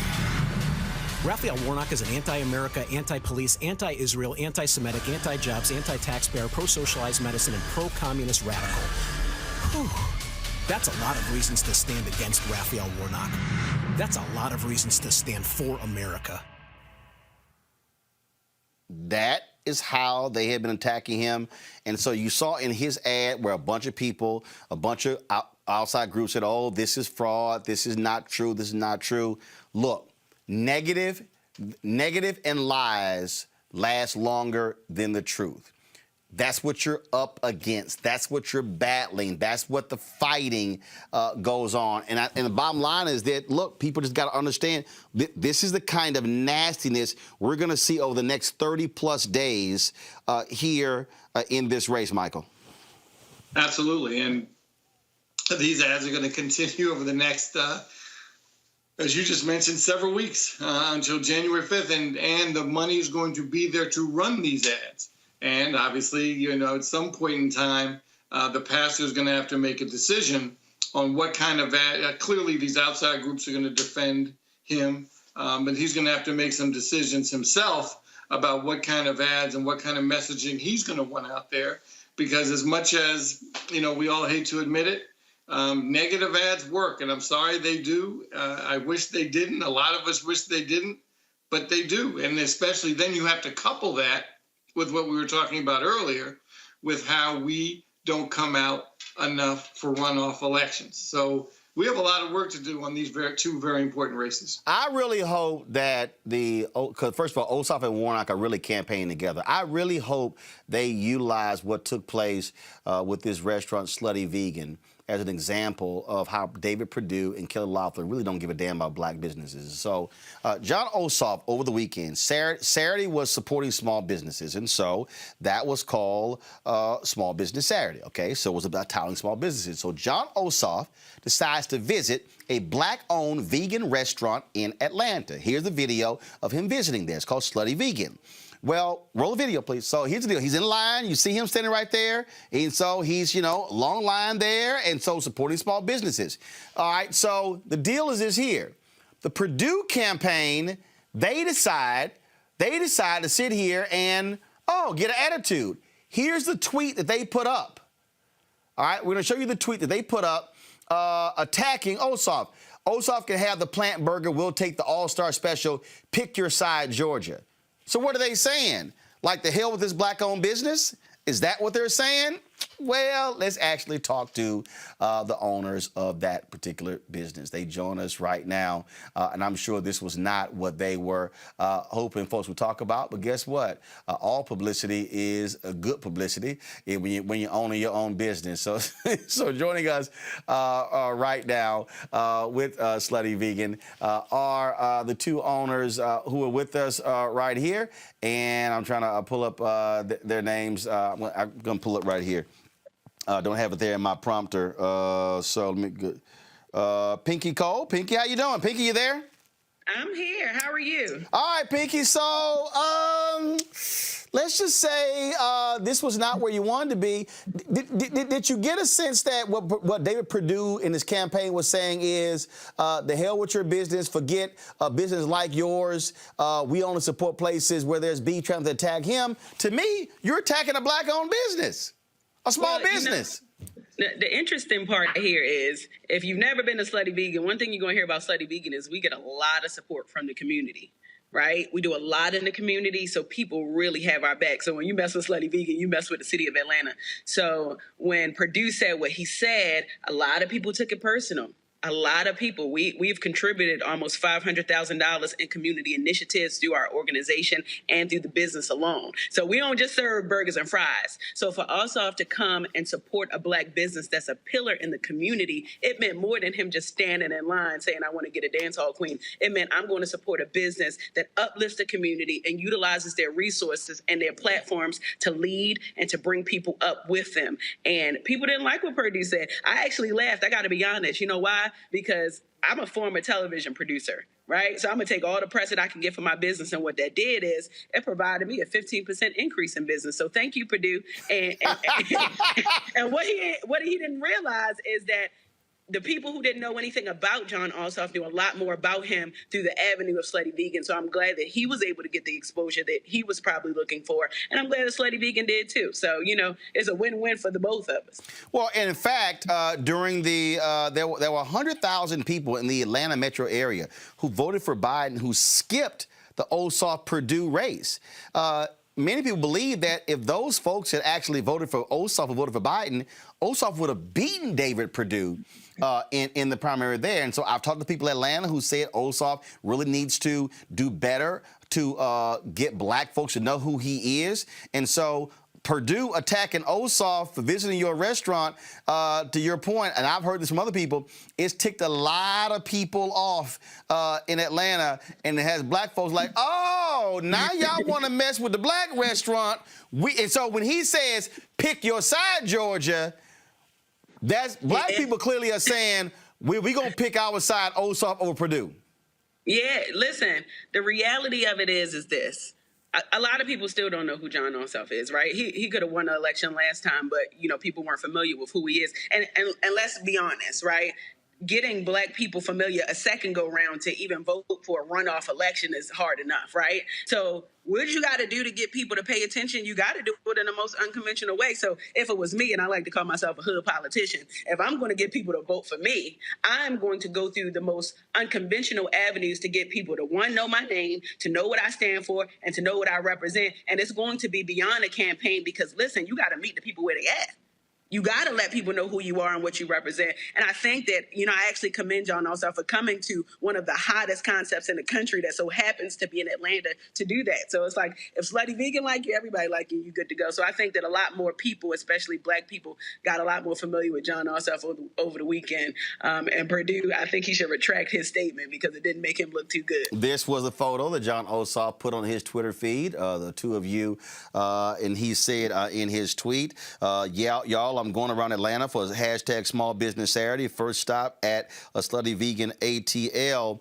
As a result of this, of course, the last day to register is Monday there in Georgia. And so do you think that as a result of this, first of all, are y'all doing anything particular in the restaurant when it comes to getting people to register to vote for this runoff on January 5th? Absolutely. So, we've already started. We've done an initiative with Impossible Foods and Jermaine Dupri. Actually, you were a speaker on one of those events where we got people excited about voting and the voting process. Oh yeah, one of the virtual events. Yep. Absolutely. So we were specifically targeting people who weren't interested in voting. And, I got to be honest, prior to me being a business owner, I wasn't into politics, and I'm getting to learn more about politics, but I wanted to use my platform because I know a lot of people watch the business to get people excited about the election. So after VoteNick, we have still continued to partner with organizations to get people excited. We're actually working on some fundamental organizations so that we can drive more people to the polls. I've been doing a lot of speaking engagements because people already know how serious this election is. This runoff is just as important as the first one, right? We did a rally with Ossoff and Warnock in Clayton County at my second location in Jonesboro, and we had Common come out and support. So literally, whatever I have to do to get people who look like me more interested in this runoff election, I'm willing to do that. So we've never wavered. We've been consistent on that. And, we got people getting registered to vote when they stand in line. We get over 500 people who stand in line every single day to come to Slutty Vegan. So we utilize that to the best of our ability by getting people registered to vote, getting people in queue on what's going on, the issues that are happening in the communities, and getting them to get involved. And that's why we're more than just burgers and fries. Y'all put out this tweet here. Go to my iPad, please. Y'all tweeted, he's being a fussy hussy. He never had a one-night stand. Georgia, no need to pick a side. All our burgers come with fries. Absolutely. So here we are with the press and the propaganda, right? Those are the names of our burgers, right? But one thing about Slutty Vegan is we're for everybody, right? Slutty Vegan loves all people. I don't care if you're white, black, blue, yellow, green, Asian, African, it don't matter. One thing we do is we bring the people together in the name of food. And as long as we continue to do that, we got the ear of the people. And when you got the ear of the people, you can get them to do whatever it is that you want to do as long as it is in a positive way. And that's exactly what we've been doing. So, Purdue is still invited to Slutty Vegan. He probably won't come. He'll probably go back to Waffle House. But listen, he can come and have a one-night stand or a fussy hussy any day of the week. All right, so I got to ask, so is everything at Slutty vegan? Are the fries actual potatoes, or is it something else that's supposed to be fries? Listen, every single thing, including the owner, myself, is vegan. Everything we do. Listen, when I created this company in 2018, I was very specific. I wanted people to reimagine food, right? The food that we grew up knowing and loving. So 97% of the people who come to my business are not even vegan. They're meat eaters. So we're able to really open up people's consciousness in a way that they've never seen it before while giving them an experience at the same time. So, Roland, when you come, you don't even got to stand in line. I got you. I'm going to give you a skip of the line pass. First of all, I got to be assured what actually tastes like. I mean, I got. Look, my frat Lamel McMorris is a super vegan. He took me some spot in Charlotte. He was like, "No, man, this tastes just like a hamburger," and I almost cussed him out. I said, "You trying to lean on the shield way too much." So I got to be assured. So if I come there, because in fact we will be in Atlanta Thursday. We'll be there through Tuesday. Then our crew, we're gonna be in Atlanta 3 to 5 days each week covering this race. So if I come there, what should I get? Because I am absolutely a carnivore. I'm from Texas, born and raised. When you come, you got to get the one night stand. But honestly, Roland, bigger than the food, you're going to be so proud. As a black man, you're going to come to this business and you're going to see we organized, right? We give good customer service. We give a great customer experience. The food going to be hot and warm, and we're going to make you feel like the most important person in the world. And that's why people love us. That's why we've been able to open up 4 locations in less than 2 years. So you're just going to be impressed all the way around. So it don't matter what you order. If you want to order the receipt on the menu, you're going to be happy. But you got to tell me what actually tastes like something, because I can't be in your restaurant cussing now like homeboy at the restaurant in Dallas, because, you know, I'm just saying. Now, first of all, when are y'all open? So we are open Tuesday through Saturday, and the times differ from each location. We're growing super fast. All right, what's the time? What's the time in Atlanta? What's the time you open? It depends on what location. You go to the West End, we open from 12 to 7:30. You go to Clayton County, we open from 12 to 9 o'clock. You go to the heart of Atlanta on Edgewood, we open from 4 p.m. to 2 a.m. in the middle of the night. So whatever you in the mood for, we got you. Whatever time you want to get specified. All right, so here's what we'll do. We'll figure out which one of the locations in which time, and I'll go ahead, because first of all, it's my show. I ain't got to ask nobody permission. So we'll figure out. You let me know what's the best spot that can accommodate our cameras and lights. And so what we'll do is we'll actually do the show from Slutty Vegan. We'll do the full 2-hour Roland Martin Unfiltered from one of your locations. And I promise, I will eat something. I might have to, because y'all know, I might have to bring me some barbecue sauce, because barbecue sauce. No, you don't. Come on, I'm just saying. So we'll see. Candace, Kelly, and Michael, y'all eat anything vegan? Any one of y'all? Absolutely. I do. I am not vegan. Hold on. Pull them up. I need to see who's talking. All right, go ahead. Who was talking? I think Candace first. Go ahead. I think it will hurt you. I do. I've seen my sister make vegan cheese out of nuts. I've seen the process, not believed in it. And then I ate it, and it tastes good. She's a vegan. We've gone to vegetarian restaurants for Mother's Day and Father's Day. So, yeah, I've got a lot of people in my family trying to twist me over. But that smell of that bacon, I'm just saying. Okay. You know, it's tough. Kelly, how about you? I am not a vegan, but I do eat some vegan food, depending on where you get it from. Right. It's delicious. I am very familiar with Slutty Vegan. I'm waiting for them to get a brunch menu for DC. All right. I'm waiting. Michael. Well, Roland, you know I'm like you. I'm a steakhouse guy. But my sister-in-law is a vegan and has taken me to some very tasty vegan restaurants. Okay. I had a vegan Reuben, which was excellent. Well, Pig, I'm the only one who ain't never ate. I ain't nothing vegan. So we're gonna change your life. Well, I don't know if y'all about gonna change my life, but we gonna try that. So I appreciate it. Thanks a bunch. And so I'll get your contact information. So like I say, when we come to Georgia, we're gonna be there pushing the election, and then we'll do the show from one of your locations. Roland, can you please make sure the camera's on you when you take a bite of that cheeseburger? Please. No, duh. Please. That's what we do. Duh. All right, Piggy, thanks a lot. I appreciate it. All right, thank you. See you soon. All right, y'all. Again, that's what happens when you are stuck on stupid. Pull the panel back up. That's what happens when you stuck on stupid and you're a politician and you think you taking a shot at somebody and you don't realize how you really stepped into it. And see, now, Purdue, don't bring your ass to Slutty Vegan, because see, don't even come by, because see, then you're really going to be sitting here being a hypocrite if you try to come by. And so black people all across Georgia, David Perdue took a shot at a black-owned restaurant thinking he was taking a shot at John Ossoff. So guess what we should do? Take a shot and throw his ass out of Washington, D.C. Deadline to register in Georgia is Monday. Pull the graphic up, please. The deadline is Monday. Monday. Okay? Monday. The election is January 5th. Early person in voting starts December 14th. So please do that. Going to a quick break. We come back. We're going to talk about what we're doing with a black-owned business. They make face shields, which, of course, we all need in COVID. That's next on Roland Martin Unfiltered. country. Trump can show up and say anything, and they can just go, oh, yeah. And the African-American community was great to us. They didn't vote. You know, he just called you stupid. Did you hear that? But he's for us. Really? And they were just regurgitating the things that they had heard on a radio or in the barbershop or something that somebody had told them. They hadn't thought about it. Democracy is in danger because people don't know how to think. I'm done with trying to convince people to try to vote for their, for their life. You have to run for your life. I'm gonna go try to get people who are open to it and lead them. I'm done with hope. Fuck hope. Bye.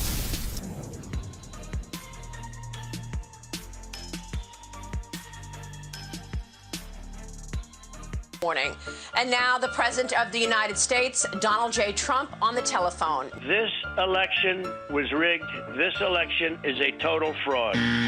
Dead people were applying to get a ballot. They were making application to get ballots. There are a lot of dead people that so-called voted in this election. I say, I don't have standing. You mean as President of the United States, I don't have standing. But poll watchers were walked out by thugs out of the building. There's no way Joe Biden got 80 million votes.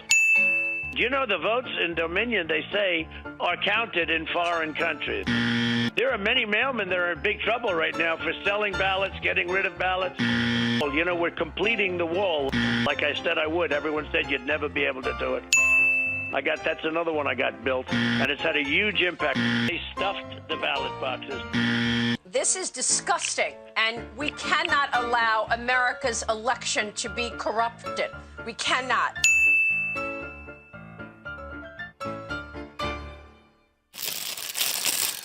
All right, folks, smart people, of course, are wearing masks. Well, the smart people, every time they leave the house. And one of the complaints we have is that no one can really see our faces. Well, Smile Shield is a customizable and fashionable design on a plastic face shield that allows you to protect yourself while showing your smile. First of all, you still got to wear a mask. But joining me now, the creators of Smile Shield, Ernest Smiles and Barbara Furlow Smiles. All right, so first was y'all. So we have these other masks out here, and I've seen those in, like, the big old band going on your forehead right here, and ain't the cutest thing in the world. So y'all decided to sit here and go to a whole new level with the bling bling mask. Black people will bling bling anything. So who decided to say, hey, let's do this? Roland, it was myself. It was you, wasn't her?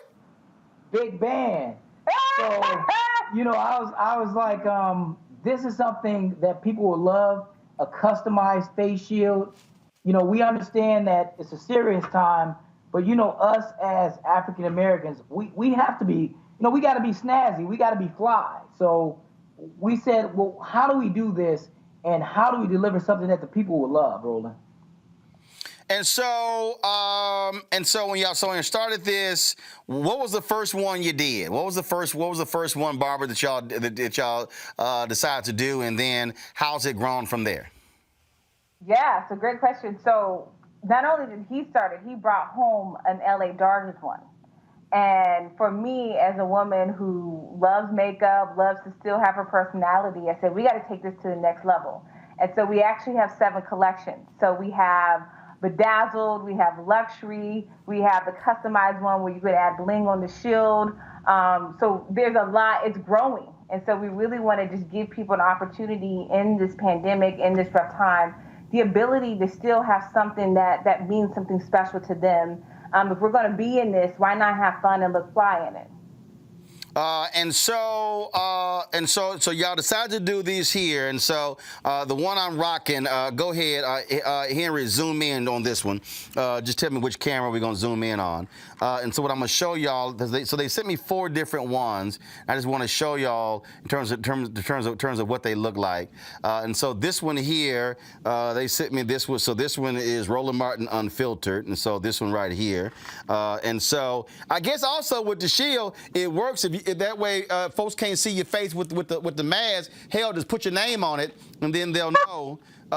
So they know I'm a Texas A&M graduate, and so this one here they sent me, Texas A&M University, and then of course let me do this one right here. Okay, this one, that's what I'm saying. You want folks to know your name, just go ahead and put your name on it, and so they look at the mask, they be like, Hell, that's rolling. Yeah, because it's right there in your name. I mean, it just makes sense. And so you know they had to send me this one.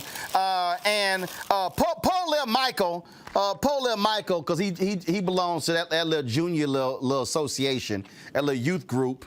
But Michael, just so you know, Michael, this Friday, you know, Michael, right? That's why see that ring right there, Michael? You see that ring? Do I need to zoom it in? You see that ring, Michael? You can't wear that. So the ring, Michael, goes with this mask. Alpha Phi Alpha, founded December 4th, 1906, Cornell University, you know, otherwise known as Y'all Daddy. And so that's what it is. So y'all customize. So what happens? Do the folks say, I want this one, and then they place the order? Well, basically, that's exactly it. They go to our website, which is smileshield.com.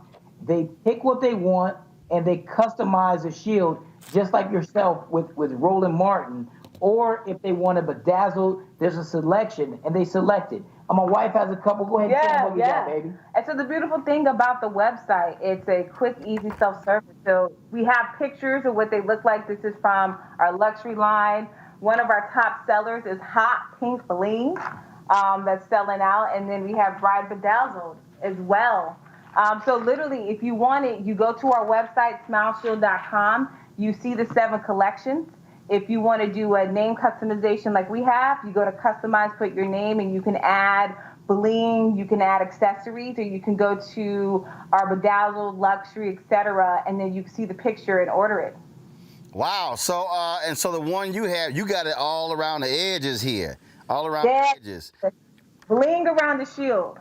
So here's the only, okay, so you have it here. Wait, of course you got it above right here. So here's what I'll say. The only thing, because y'all had responded to this and I had tweeted this out. So you see the one that the NFL has. So here's the deal. So part of the issue, and so again, most folks are not necessarily thinking about this here. So I wear a lot of baseball caps. So part of the thing is also this works perfectly when you have no hat on at all. The only thing, and so I'm just letting y'all know as somebody who wears hats all the time, that if I decide to wear a hat, this is where the problem comes in. Right here, where it's pushing down on here. So just got to, so someone's out there who's got to sort of figure that out because it's so high up here that your hat is sort of up here, not necessarily wearing it. So just let y'all know. Y'all can go into the lab and work on that one. Roland, I already went to the lab. It's gonna be the Roland Martin hat shield. So I went to the lab, and I'm gonna send you the first Roland Martin hat shield. With the shield gonna have a dip where it can fit a cap. I went to my designer and said, "Yo, Roland Martin's saying we can't do the cap. What can you do for me?" Right. I mean, because here's the deal. You see, right? Because the way I see, again, just so y'all know, first of all, I'm a hatologist. Yes. I am. In fact, Anthony, go in my office. I think there's this other little hat in there. So first of all, let me just help y'all out, okay? White people's heads are a little bit different. So they typically wear them hats like with the slope up like this here. They like slope up. No. Black, we got to have a hat that come down here. Okay, we wear hats different, okay? So I'm just saying, the folks at TV One, they actually had some hats, and our CEO at the time was a white guy. I said, Brad, I can't wear that hat. I said, so that's what I'm saying. So we wear our hats a little different. So yeah, so for me, because like when I go to Atlanta, I'm gonna have the show hat on, so the key, so good. So you already been to the lab, that way it works. I got you covered, Roland. Trust me. It's already been a multiple question. Yourself and one of the African-American first female coach, Colette Smith, had the same issue. Yo, what's going on with your hats? How come I can't wear my cap? I had to flip it to the back. I said, hold on, let me go to the designer, put it in the engineering CAD program, and I got y'all covered. It's coming. We're going to call it the rolling bar. We're going to need you to model it, though. Oh, ain't no problem. Ain't no problem. Just letting you know. So last one. How do you, so people who travel, or even if you don't travel, but you're going to work, and so how then, how should they protect it? So even when you close it up and so it looks like this here. You know, how do you also protect it? So there's something you put it in. So what do y'all recommend just to protect your shield? We actually have a pouch now. That's, you know, initially that was a major question. I'm now in the process of releasing a pouch for Christmas that you can place your Smile Shield in. It's the Smile Shield pouch, and it's going to come with the new orders if you want to, as an addition, add it. So if you're a traveler, we have VIP packages, which are actually face shield, face mask, and a pouch that everything fits in. Got it. Okay, because that's that's a real deal right there. Because people are increasing their traveling, and then so you don't want it because like the other face shield, that one with the big band, like it was in my backpack and it got punctured. And that was one of the issues there. So, all right. So again, the website is right there. We had it lower. Smiles Shield. Smiles. SMILES Shield. SHIELD.com. How many units have y'all moved? Right now, Roland, we're up to about 4,000. Okay. Yeah. All right then. Well, hopefully more will move. I certainly appreciate it. Thank you so very much. The whole purpose of this segment is to feature Black-owned businesses, and so we're certainly glad to have y'all on. Thanks for sending these here. And again, there's no need for y'all to make any that say Omega Psi-Phi. There's just no need. So just don't even worry about that. Plus, Omegas, they too broke. They can't afford it. So. Michael know I ain't lying. Michael know I ain't lying. So he know. Huh? I gotta take care of Michael. Come on, Roland. Nah. Just thank you very much. Don't even worry about it. Just send his ass some goggles. All right, then. Ernest and Barbara, I appreciate it. Thanks a lot. Thanks, Roland. Appreciate you. All right, then. All right, y'all. Last item on today's show. My goodness. Y'all know what time it is. No charcoal grills are allowed.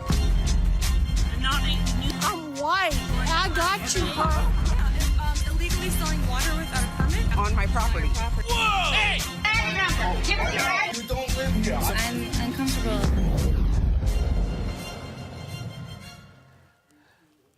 All right, y'all. I am constantly laughing at these idiots on Fox News. And they really are some of the dumbest people you've ever seen in your life. And one of the truly dumbest people you've ever witnessed is that fool Sean Hannity. I don't even understand how anybody with a brain can watch Sean Hannity every night. This is what this fool last night actually said. It came out of his mouth on the air. Listen. We, in this hour, I am not told what to say. I don't vet the information on this program that I give out. We have always been independent, follow our own path on this show. That's not going to change for me ever. We, in this hour, I am not told what to say. I don't vet the information on this program that I give out. I'm sorry, Candace. Did you just hear this fool say, okay, I just want to make sure that everybody heard that. Y'all, this is somebody, show host, has a radio show. Listen to a 3-letter word that he used. In this hour, I am not told what to say. I don't vet the information on this program that I give out. We have always been independent. Candace, I don't vet the information on this show that I give out. That's the whole point of journalism and why people are on the air, to give information that is the truth. You vet information, you figure out what's right or wrong. So how in the world can he be a talk show host that anybody can trust? He's just admitting that what he is saying at most times is nonsense. He doesn't even check it out. He just reads what's on the prompter, I guess. It just doesn't make any sense, especially for him to be considered a journalist. It makes no sense. Well, you know, he's tried to say I'm not a journalist. But here's the deal, though. Even if you call yourself a journalist and you're not a journalist, the bottom line here, Michael, I don't vet the information I give out, meaning if it's a lie, whatever, I don't check it. We don't run it by nothing. But see, this is no shock because actually, go to my iPad. Tucker Carlson got sued. The Fox News lawyers, Michael, said, you can't believe the facts Tucker tells you. That was their defense. Yeah, that's Tucker. Don't really believe what he says. That should be the new motto of Fox News. Hey, Fox News, we make shit up. Now, could he have meant that he does not vet it with upstairs first? Hell no! No, he said exactly what went on. We know what he meant. I don't vet this. Of course, that's what he meant. I mean, they're what do they call themselves? Opinion journalists, or they have a term that they use for themselves. And when I say themselves, the nighttime lineup at Fox that gives them coverage that they don't have to pretend to be journalists, that they're just doing editorializing. And so in that case, they don't need facts. Kelly, this is exactly what the Fox News people said in the lawsuit where Tucker Carlson was accused of making racist and anti-immigrant statements. Quote, the general tenor of the show should then inform a viewer that Carlson is not, quote, stating actual facts about the topics he discusses and is instead engaging in exaggeration and non-literal commentary. Okay, final comment. I'm done. There is a difference between a news show and a newscast. It is rare that you even see a newscast on a national level anymore because that is really relegated to local news now. We are now in a world of informational entertainment, and that may or may not be a good thing. You know, history will see, but Hannity isn't even doing that. He's not even doing informational entertainment. He's doing entertaining information, and that is just false altogether. How do you not vet a source if you're trying to speak the truth? How do you not confirm and double check, triple check?